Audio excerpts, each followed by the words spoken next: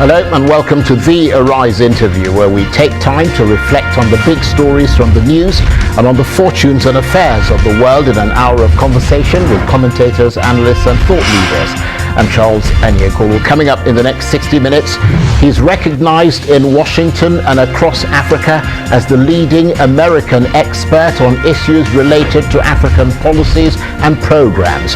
And little wonder, Melvin P. Foote has more than 35 years of experience working in over 30 African countries, including Nigeria. In addition to founding the Constituency for Africa organization, which works for the progress and empowerment of Africa and African peoples worldwide, Mr. Foote is also the founder of the African American Unity Caucus, which builds private and public support for Africa and has over the years helped to shape a progressive U.S. policy towards the continent. So, an American friend indeed of Africa. My guest today, Melvin P. Foote, a pioneer in African affairs, coming up. Now, perhaps arguably more than anyone else in recent times, Melvin P. Foote has thrown the issues that affect Africa into sharp relief in the United States at the highest levels of government and business.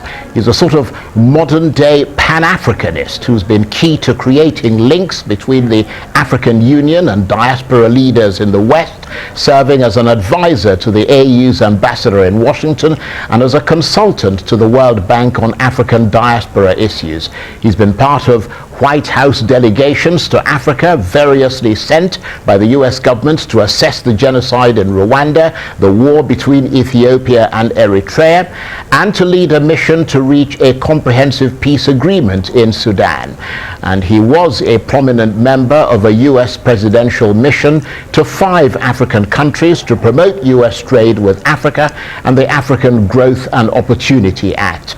There are not that many Americans who can boast of such unimpeachable African credentials.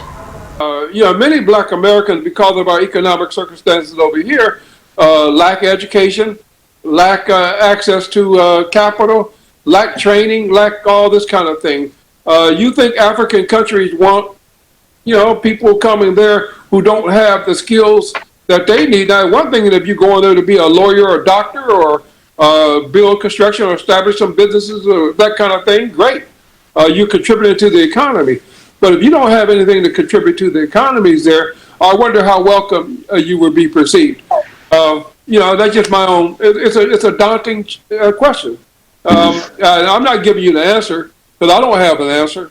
I have the answer for myself. I'm an African American. I'm as comfortable in Africa as I am here. I feel better in Africa than I feel here. But when you start thinking about making that hard decision to relocate, I don't know. I don't know what the answer to that question is.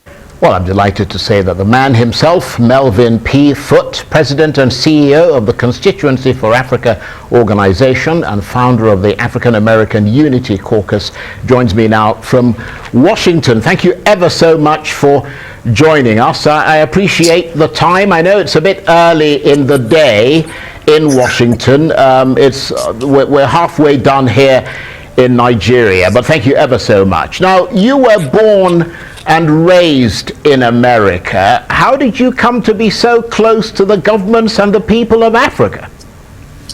Well, I thank you very much for being here. First of all, it's always good to talk to Nigeria.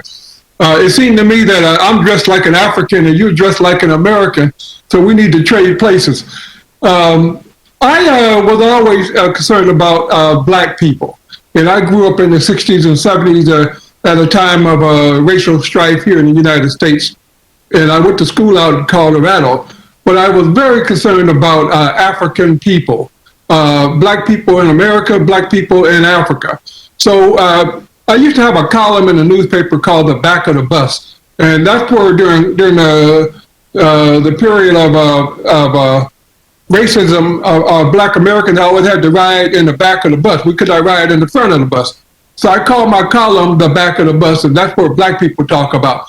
And so a white guy wrote me a note and said he wanted to meet with me. And we met, and he had just come back from Peace Corps in Ghana, and he fell in love with a Ghanaian young lady, and he wanted my opinion about interracial marriage. So we talked about that, and I asked him about the Peace Corps, and he said, "Oh." So I said, "That's how I'm going to go to Africa." So I put in my application. Sure enough, they wrote back a few months later and told me I've been accepted and I'm going to Ethiopia. Well, at the time, we had very little knowledge about Africa.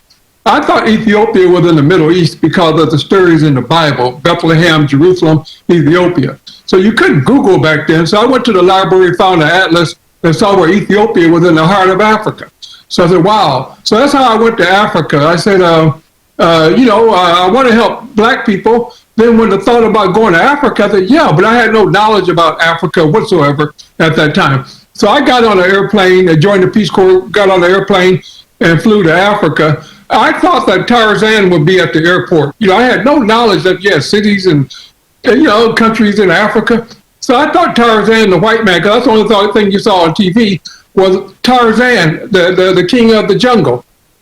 And when I got to Ethiopia and landed at an airport and people wearing suits and ties and taking care of business like any other airport, that was my introduction to Africa. So I started out just really focused on African Americans, but I expanded my thinking to think about Africans globally.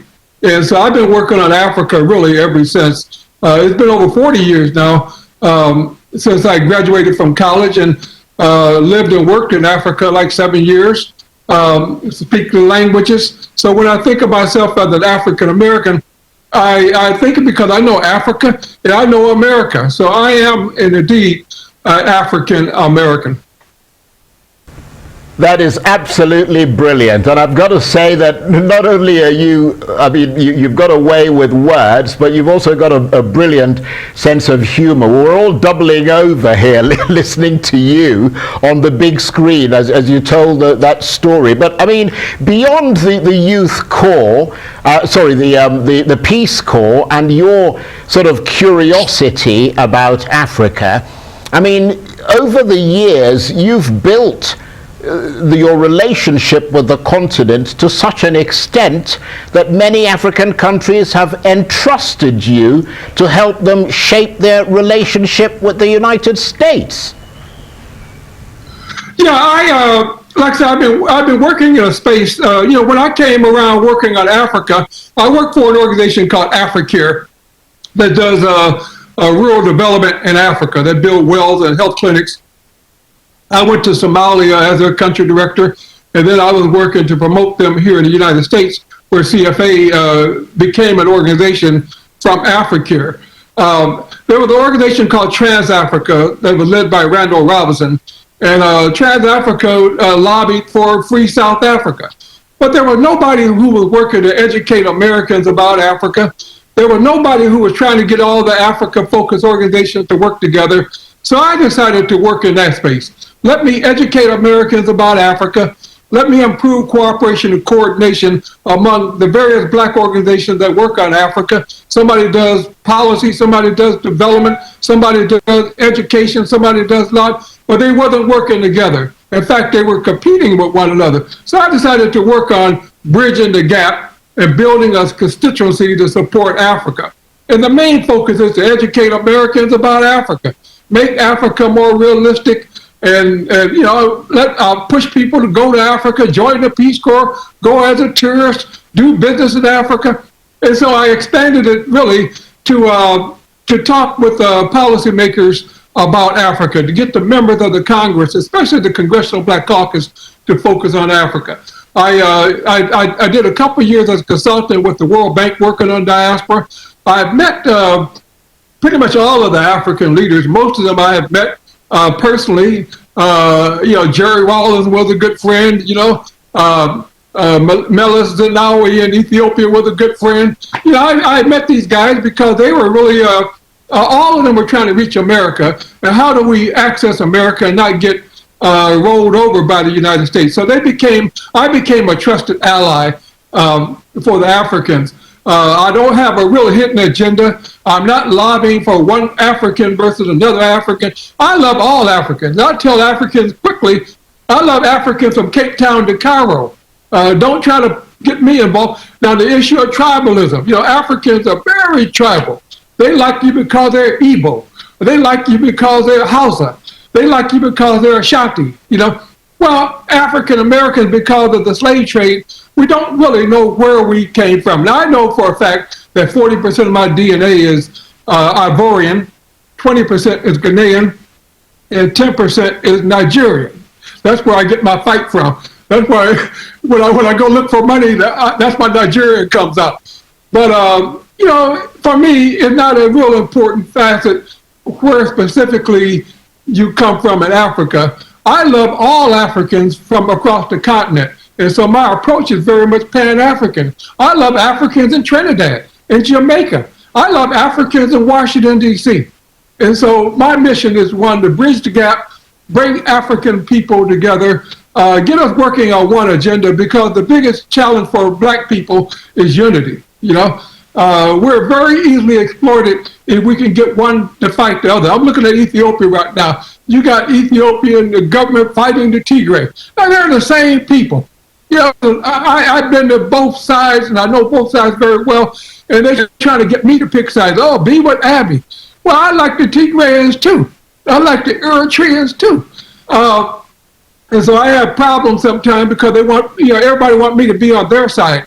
And I'm on the side of Africa, and I'm on the side of I can totally understand that. But I have to say, Mr. Foote, with that kind of DNA that you've got, I mean, you are truly a West African, and you'd fit right in. But do stay with us. We'll come right back to you in a moment. You're watching the Arise interview. Plenty more still ahead as we continue our animated chat with Melvin P.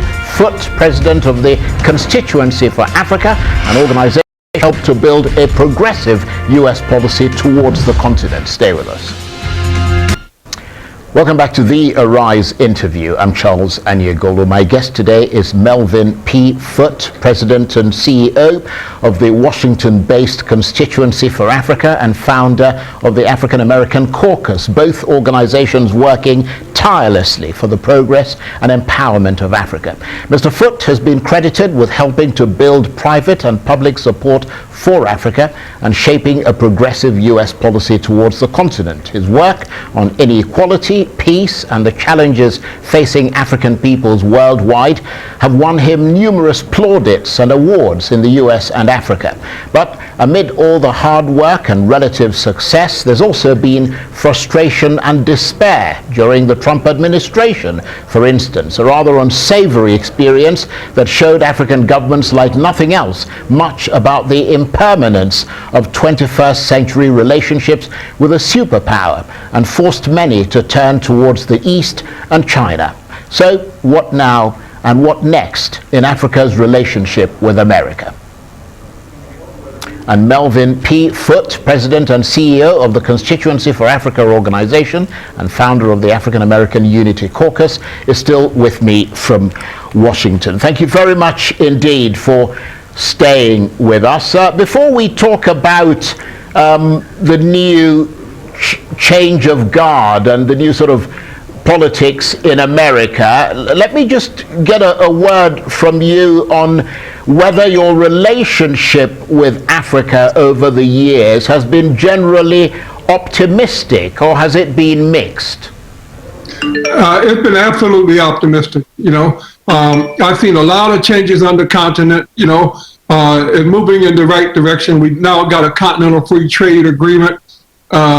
We now have a lot of young people who are emerging in all sectors of the continent.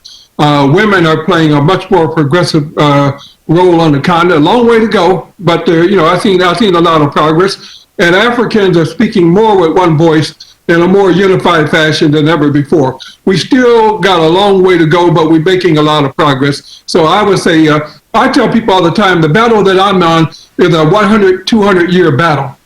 Now, I won't be around to see the finish, but my job is to put the train on the track, get it moving in the right direction, empower the next generation, and go forward. I mean, I'm writing a book now, writing my book, and it's going to be a memoir, but a big part of it is going to be a strategy for the next generation, lessons learned, that kind of things that I'm hoping that young people pick up and say, okay, I don't have to go back to square one. I can start out at square five so we can go farther and go faster. So I'm optimistic. I read a lot of history. I go back to, the founding fathers, I go back to the early days of the civil rights struggle here in the United States. I don't see myself as a leader. I see myself as a link in the chain. I'm not Nelson Mandela, and don't even want to carry his shoes even. But I feel like I could carry his message and empower the next generation.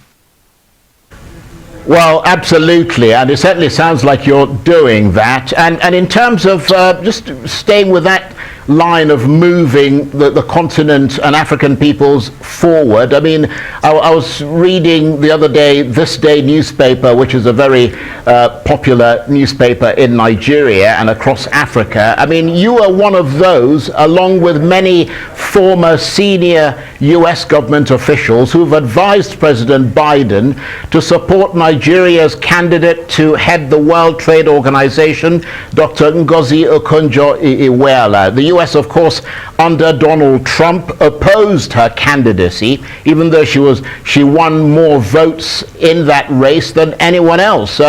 What is it about her that made you give her your support?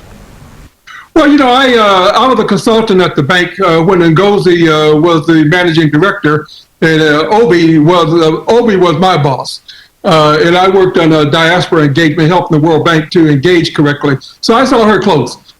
She's absolutely, one thing about Nigeria got some brilliant people, Adesina over at the African Development Bank, Obi, all over the place you see Nigerians. You see them over here, the best doctor, the top doctors in the United States. You go to Harvard, you go to Stanford, you go to the best universities, and you go to the best colleges in the United States, you'll find a Nigerian sitting up there doing research. So I don't know what it is about Nigeria. So Ngozi is absolutely brilliant. I think she would be passionate about trade. She will certainly make sure that Africa is part of the global trade paradigm. So when I look at the candidates, it's Africa's time. That's the main thing. And then Trump was just the fact that she was black vetoed, the whole thing. Didn't even want to give her a hearing even. Simply because she's black. And so we are fighting, we fought Trump, we'll continue to fight that kind of thinking. And so in my mind, Ngozi is the best candidate to lead the World Trade Organization. And I mean, does it look like President Biden will hearken to your call and support her? Has your lobby achieved the desired result there, or does it look like it'll achieve the desired result? Well, it's not over yet. I think we will. I feel optimistic about it. Biden has made a lot of, he's moving at warp speed, he knows the U.S. government. He was a senator for such a long time. So he knows how the system works, and he is working it. So I think that we have enough allies who can pressure him and who are pressuring him to make this deal. I'm raising the issue. I raised it yesterday in an article on allafrica.com and some other publications, and I called it Black Lives Matter. I want the Assistant Secretary of State to be an African American or other American of African descent.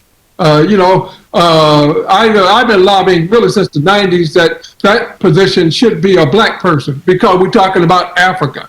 Now, I don't know if I'm going to win, but I know I gave them pause. And I used the slogan, Black Lives Matter, blah, blah, blah, because white people are sensitive, They don't want them. I said, we just came off of 4 years of T-Board Dodge, who was a white guy. He's not a nice guy, but he didn't do anything because Trump didn't do anything.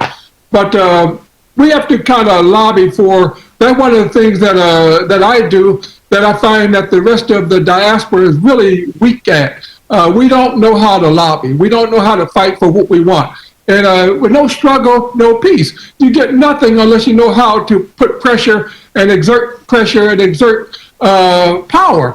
And so I do that very well, but I can't really get the diaspora to join to do it. If we all got together and said, we want Ngozi, and black people in Africa, black people in Europe, black people in America, South America, we all said we want Ngozi, she would be in this job like right away.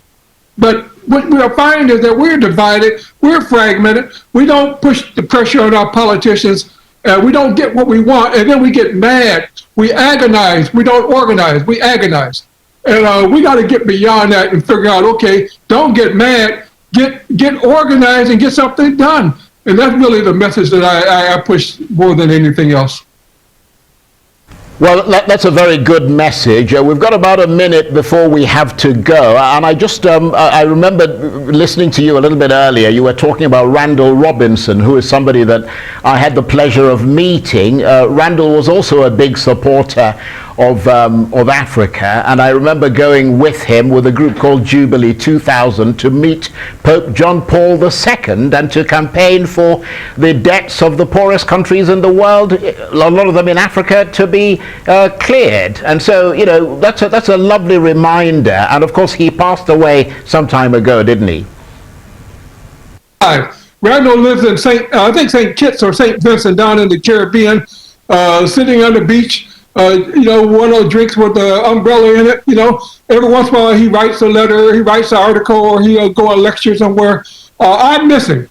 Randall was a brilliant person here in Washington, and he was one of the big guys. Leon Sullivan was another one. C. Payne Lucas, who was my boss at Africa, was another one. Now we're losing these guys, but Randall is very much alive, and he's living in the Caribbean. Okay, thank you for the moment. Stay with us, Mr. Foote. Would like to talk with you some more. You're watching the Arise interview. Plenty more still ahead as we continue our chat with Melvin P. Foote, President of the Constituency for Africa, and the bridge between Africa and a progressive U.S. policy towards the continent. Stay with us. Welcome back to the Arise interview, where we speak to the newsmakers as well as ordinary people doing extraordinary things around the world and featuring the voices at the heart of the stories. I'm Charles Eniegolu. Now, as the world's biggest economy, who leads the US matters, not just to the health and prosperity of America, but to Africa and those working on behalf of the continent. And prominently, they include my guest today, Melvin P. Foote, founder of the Constituency for Africa organization, which works for the progress and empowerment of Africa and African peoples worldwide. He's also founder of the African American Unity Caucus, which builds private and public support for Africa and has over the years helped to shape a progressive US policy towards the continent. In Africa, in sections of the US and within international political, business, social and cultural circles, the perception seems to be that President Biden isn't just the leader of the United States, but of the whole world. And so expectations are very high indeed in Africa and elsewhere. And Melvin P. Foote, President and CEO of the Constituency for Africa, is still with me from Washington. Thank you very much indeed for staying with us. Let's approach things from a domestic American perspective and, you know, come at it from the issue of race and equality. There is often concern expressed about the impact of discrimination on various sort of disenfranchised groups in America. Can you sum it up for us, if you can, for our international audience? Well, you know, the United States of America was built on race. And, you know, we started out with the American Indians, and we really committed genocide in order to take the land here. Then we had to figure out, this country had to figure out how it was going to build the land, how they're going to work the land. And somebody came up with the ideal in 1619 of bringing slaves from Africa. And we all know how that turned out, you know. And so sure enough, there was a struggle, there was a civil war, and the slaves, Lincoln freed the slaves, if you will. But, you know, the deal was these people who were formerly slaves were not paid for their labor. In fact, the slave owners were paid. They were given reparations, but not the slaves themselves. And so hundreds of years later, we look at American society and blacks are at the bottom on everything, you know, housing, jobs, education, healthcare, name it. So the struggle over the centuries have been to equalize American society. And it hasn't, you know, it has a long way to go. But I can say that the struggle continues, And those of us who are struggling have made it a lifetime mission. I mean, I built on Martin Luther King, I built on Malcolm X, I built on all of those who came before, and then I'm hoping that the children will build on the stuff that I'm doing. Again, I'm not the answer. I think that's where we get in trouble, when we try to put ourselves up as the Messiah. But I think that it's important that we recognize that this is a long-time struggle. Now, having said that, it's not just in the United States. We look at Africa. The world has been totally unfair with Africa. Africa has been the place where they got slaves. Africa was the place where they got gold, they got ivory, they got oil, they got coltan, they got minerals, but it was not the place that they built the infrastructure. You look at African cities, all of the capitals are on the coast. Lagos, they're all on the coast. So now with climate change, a lot of all of these places are being flooded because of the carbon that the West has put into the atmosphere. And who's paying the price? African people. And so now we got COVID-19. And we started the vaccination program over here. It's a real struggle making sure that African Americans get the same level of treatment as white Americans.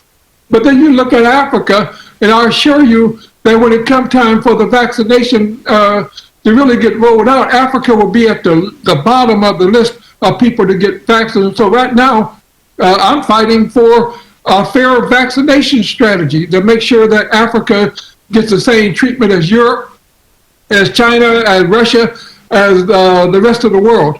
So this is a struggle over, and white people are really concerned that they're going to lose out. So this country is built on white supremacy. Everything here is based on whites on top. Every aspect of society is built on whites on top. And this is what the fear of the Trump people is, that they're going to lose out because black people, Hispanic people, all these other minorities are going to join together, and white people will become a minority. And so this whole battle here in this country and globally is over white supremacy and their fear that people of color are going to seek their rightful place and be the leaders of not only this country, but the leaders of the world. Well, that's really very interesting. Thank you for taking us through that. And when you saw the inauguration of Joseph Biden with Kamala Harris by his side, given what you just told us, what did you think? Well, I've been here for a long time. I live about less than a mile from the U.S. Capitol and from the White House. I'm in walking distance from me. When I go out for my jog, I run around the White House or I run around the Congress. So I saw this. I'm not inspired by Joe Biden. I think he's doing a great job. I'm excited about Kamala Harris, who you got a first woman of color as the vice president. Many people think that she one day will be president, because of Joe Biden's age, for one. Although if he was in Africa, you wouldn't think about his age, because you say, okay, you could be a president in Africa and be 98 years old. That's a whole nother discussion. But here in the United States, 78 is 78, and that's considered old. So many people think that Kamala will somehow become the president of the United States. And a lot of white people are frightened of that. They recall Barack Obama, who was very dynamic, very charismatic, the first black man to lead this country, and the world loved him, And so this is the biggest nightmare for those who are pushing white supremacy, is that a person of color is going to lead the world. And I think this is the battle that we're on. So I'm excited. I think that Biden has made a lot of very good choices for his administration. I think that they've been open for learning. I feel that, we have some tremendous challenges here dealing with COVID-19 and dealing with a lot of the damage left over from the Trump administration. But I think we're on the right track. I think we're on the right train. And I think Biden is going to push us in a direction that we can actually make a lot of progress.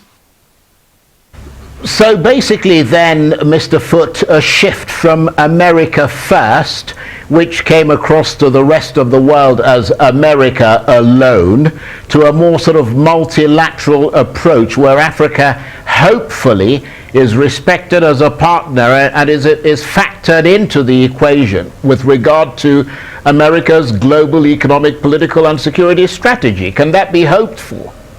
I think so, but the reality is that's where the diaspora comes in. I mean, if you ask me what is the role of the diaspora in the United States, it's to lobby the U.S. government to strike the right chord with Africa. We have to be the watchdog. We have to be the one putting the points of pressure. I was on a meeting yesterday with the Congressional Black Caucus and the members of the African Diplomatic Corps. It was a great meeting. It was just really the kind of meeting that you just laughed the whole time. It was a Zoom meeting, so it wasn't in person, but to see all the ambassadors talking to the Congressional Black Caucus about the agenda, what do the Africans want from their side, and the U.S. talking about what the strategy is from our side. So I think that if we work hard, we can make a lot of progress, but it's not going to be easy. The thing about America is everybody fight for their own. The Irish Americans fight for Ireland. The Jewish Americans fight for Israel. The Polish Americans fight for Poland. The Hispanic Americans fight for Mexico and Latin America. So African Americans and other Americans of African descent, you got all these African immigrants here. We got to fight for Africa. But in order to fight for Africa, we have to unify at least our positions. We all got different views on a lot of things. Many Nigerians, for instance, supported Trump. You won't believe that, but many of the Nigerians, there was all kinds of Nigerians, and I'm not going to mention no names because I might get some people in trouble. But, we say, how the heck could Nigerians support Trump, And but some of them liked the fact that he was a tyrant, that he was a bully, And anyway, that's your discussion. But we're making progress. I'm optimistic, but we have a long way to go. Our country is dealing with a lot of tremendous challenges. Right. And I think we're going to make a lot of progress. Well, I just want to take you up on that bit about Donald Trump a bit, because, following up on what you were saying about the Nigerians supporting Donald Trump, and I agree with you, there were quite a few of them. In fact, some of my friends did support him. I suppose it's that being hooked onto the jackboot. But there seems to be a sense that the Trump era also emboldened undemocratic tendencies in Africa. More countries removed term limits set by their constitutions, and some attributed that to the example set by Donald Trump. I wonder how that came across to you in the course of your work in Africa during the last 4 years. That's absolutely true.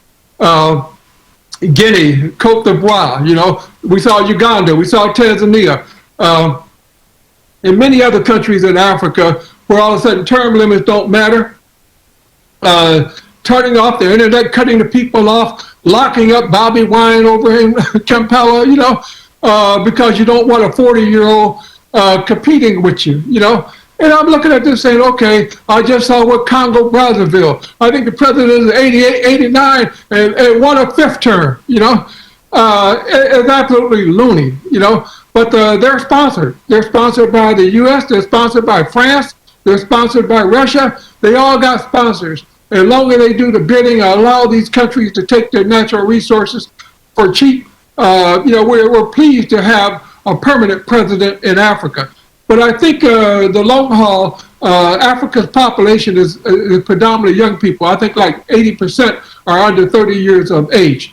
Say what you can want to say. Museveni cannot live forever. I think that change is coming one way or another. But I think there was a setback from the Trump administration because they did nothing to try to promote democratic governments in Africa, and they endorsed any African leader that seemed to be in line and supportive of the Trump administration. Well, I'm glad you made that point, because the prevailing sort of assessment appears to be that, as part of the ripple effect of the kind of leadership we've seen in the U.S. in the Trump era, we've seen the autocrats become more assertive and sort of unapologetic in Africa. But stay with us, Melvin Foote. We're going to come back to you in a minute for the last segment of the chat. It's been fascinating. You're watching the Arise interview. Plenty more still ahead as we continue our discussion with Melvin P. Foote, President of the Constituency for Africa, an organization that's helped to build a progressive U.S. policy towards the African continent. Stay with us.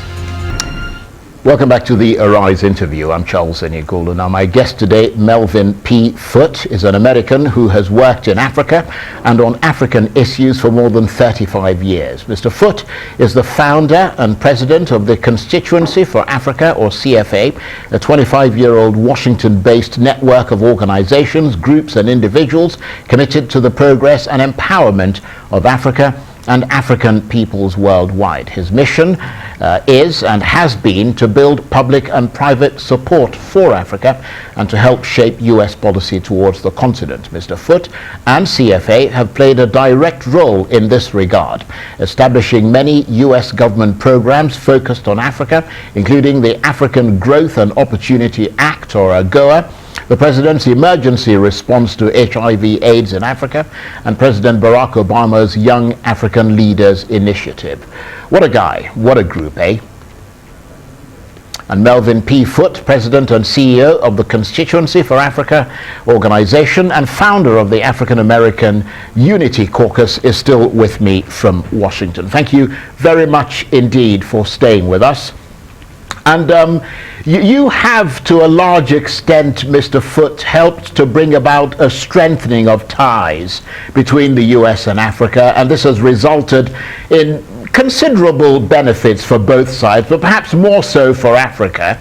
And to that extent, you're celebrated as someone who helped to make this successful African-American relationship possible. I mean, how does that make you feel?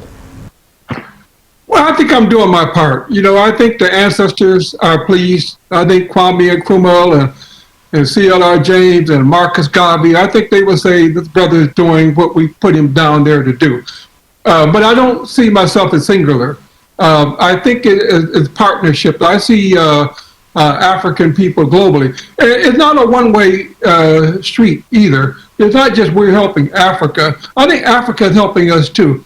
For African Americans, those who are sons and daughters of the slavery process, they took our names, they took our culture, you know, they took our religion, and who are we? And so a lot of problems of African Americans are tied to the fact that we're not rooted in our African culture. We don't know who we are. And I see it every day. Just go down the street, you'll see it. A lot of the social problems that we face are tied to this. So I think that the benefits of this relationship are not only are we able to help Africa develop and provide technical support and that sort of thing, but I think Africans can help strengthen our understanding about who we are and where we are. So I don't see myself. I'm very honored to have this as my life work. I think I'm very privileged. My daughter, in fact, followed me. She went to the Peace Corps. She served in the Peace Corps in Benin, and they were all evacuated because of COVID-19. But now she's here. She's in. But her work is very much in line with mine. She's much more technical, looking at agriculture, food production, and that sort of thing. But it's very much focused on Africa and the African world. So I feel like I've done my part, or I'm doing my part. I think that. And I'm very much looking to partner wherever I can with other African organizations and groups and individuals. I never saw myself as singular. I see this as a mission, but I feel that my particular role is very strategic, right. And I'm happy to be playing this specific role. Okay, well, I mean, we haven't got that much time left, and there are two rather critical questions I'd like to get in before we go. One of them is that, in spite of everything you've done, as you said, everybody goes so far, then they hand the baton on. You haven't quite got there, have you? I mean, how much does the euphoria of each victory that you achieve in Africa underscore the harsh realities of much bigger, unfulfilled expectations? Yeah, I think is true. But I feel like I spend most of my time with next generation leaders. President Obama, I gave him the idea for the Young African Leaders Initiative. I wrote the paper for it. And I'm really pleased by that. There are thousands of young people who are in Africa now that I helped to impact. You know, they're walking around Bamako and Abuja and Accra and places like that. And tremendous people. But I thought it was the best program ever from the U.S. government to help Africa. I feel the Peace Corps. I'm a Peace Corps volunteer, and I'm working really to encourage more young people to go into the Peace Corps as a cheap way to go home. I mean, you want to go to Africa? Go as a Peace Corps volunteer. It's the best way to have that impact. So I see this as a long-term struggle. I think we have a long way to go. It's definitely going to be future generations. I'm doing everything I can to make sure I connect with the next generation that it continues. I think it will. I think it will. Well, I'm inclined to agree with you. And before we go, Mr. Foote, the acclaimed American actress Cicely Tyson has died at the age of 96. She was, of course, one of Hollywood's best-known black performers on both stage and screen. I wonder if you might give us your memories of her. Well, I met her at one of the events, but I was just one of the people in the crowd. But we lost a lot of people. There's another guy named Hank Aaron. You don't know American baseball, but he was the top. You know, he died this week. 86. So, part of this is, okay, people, Cicely was 96, I believe. Come on, great life. Everybody here is kind of celebrating. This is nothing to be sad about. She was a trailblazer in every regard, and many others are. So, we say in the Pan-African community, Ashe, Ashe. She did her part. She's with the ancestors. She's with Kwame Nkrumah and C.L.R. James and Padmore and all the other ancestors right now. And they're celebrating her in heaven. So God bless her, life goes on. Well, absolutely. And so in concrete terms, looking at the next 4 years, for instance, beyond the 4 years that have just passed under Donald Trump, what are you hoping will move relations forward between Africa and the United States under Joe Biden? The first thing is going to be the Continental Free Trade Agreement. And the Africans have launched a free trade zone as one of the largest in the world. We're going to support it. The Biden administration will support it.